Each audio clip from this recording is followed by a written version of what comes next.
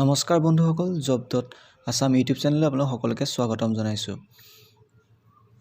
বন্ধুসকল, ভাল খবৰ যে DEE LP আৰু UP টিচাৰৰ 5320টা পদ মুকলি হৈছে। এই পদসমূহ আপোনালোকৰ LPত আছে, লোৱাৰ প্ৰাইমেৰীত আছে 3887টা পোষ্ট আৰু আপাৰ প্ৰাইমেৰীত আছে 1433টা পোষ্ট।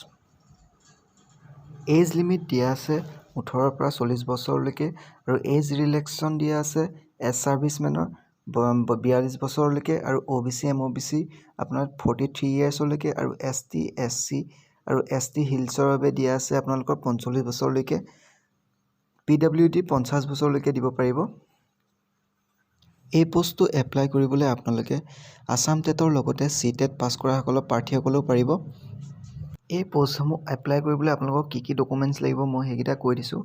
আপোনালোকক প্ৰথমে লাগিব passport size photo, HSLC admit card, high secondary marksheet আৰু চাৰ্টিফিকেট, ডিগ্ৰী মাৰ্কশ্বিট আৰু চাৰ্টিফিকেট, আৰু যদি এনি হায়াৰ এডুকেশ্যন আছে আপোনালোকৰ তেন্তে দিব পাৰে।